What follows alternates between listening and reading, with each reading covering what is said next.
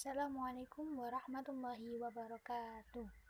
Baiklah, di sini saya akan menjawab pertanyaan dari UTS Ilmu Aswad. Saya Alfia Lailatul Hasanah dari BSA semester 3.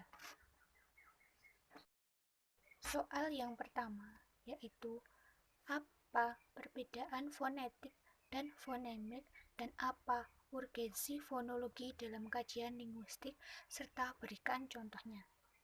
Fonetik adalah ilmu yang membahas tentang bunyi-bunyi bahasa yang dihasilkan oleh alat ucap manusia, sedangkan fonemik adalah ilmu yang membahas tentang bunyi-bunyi bahasa yang dapat membedakan makna.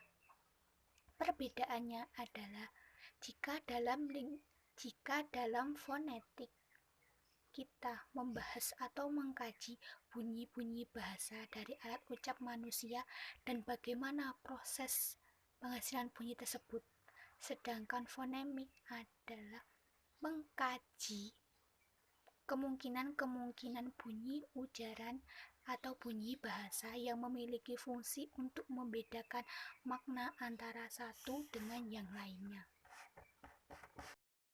Hal yang kedua yaitu bagaimanakah sejarah ilmu bunyi secara umum dan dalam khazanah linguistik Arab.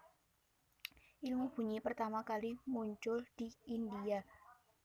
Namun, ilmuwan pertama yang mencetuskan ilmu ini adalah ilmuwan dari Perancis yang meneliti huruf biografi atau huruf-huruf yang digunakan oleh masyarakat Mesir kuno dalam sehari-hari.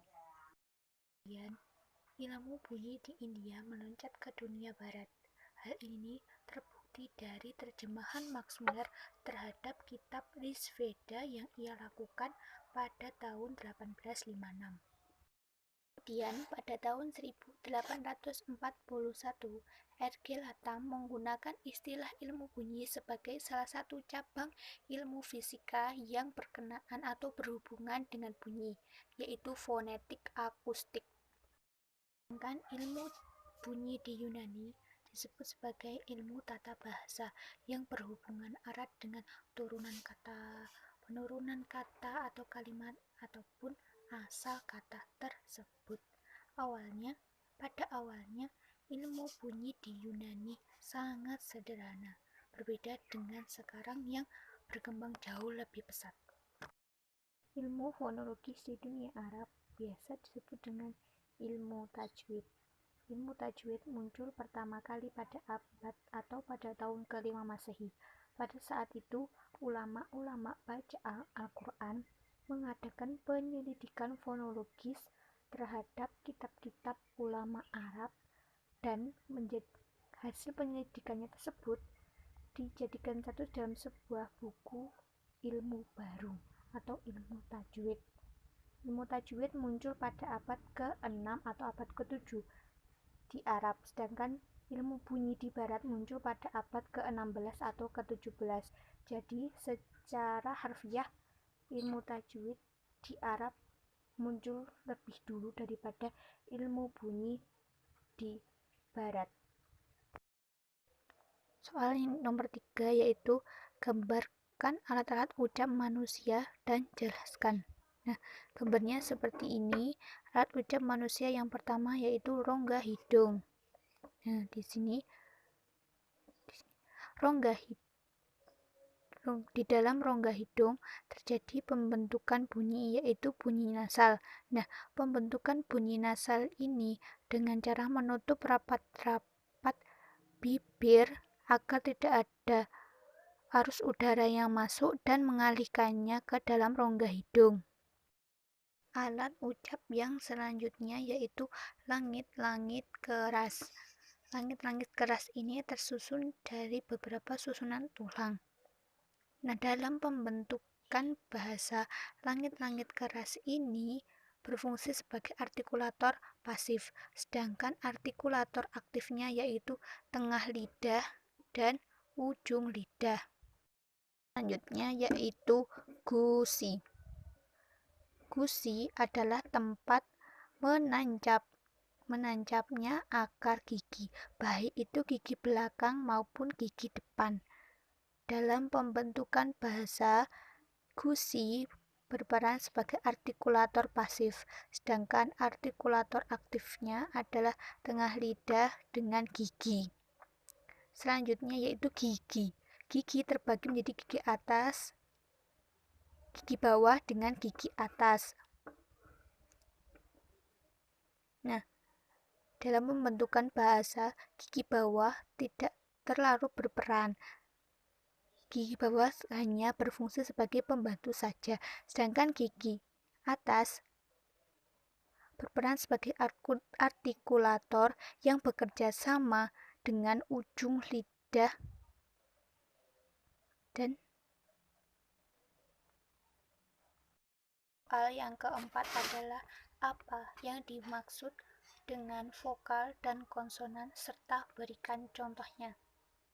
Bunyi vokal adalah bunyi yang dihasilkan oleh alat ucap manusia tanpa adanya hambatan suara. Bunyi vokal ini dibagi menjadi dua, yaitu vokal pendek dan vokal panjang. Vokal pendek ini berupa tanda kasroh yang menandakan I, tanda fathah yang menandakan A, sedangkan tanda rumah yang menandakan U. Ketiga tanda ini tidak dapat menghasilkan bunyi jika tidak dipasangkan dengan huruf konsonan. Vokal yang kedua yaitu vokal panjang. Vokal panjang ini berupa huruf. Yang pertama, huruf alif. Huruf alif ini tidak bisa menghasilkan bunyi jika huruf sebelumnya adalah huruf yang berharokat fathah. Contohnya babun. Sedang yang kedua yaitu huruf ya sukun.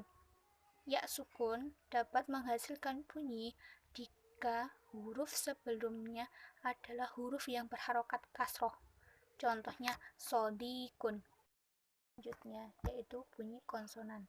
Bunyi konsonan adalah bunyi yang dihasilkan oleh alat mengucap manusia dengan melibatkan penyempitan atau penutupan pada rongga artikulasi.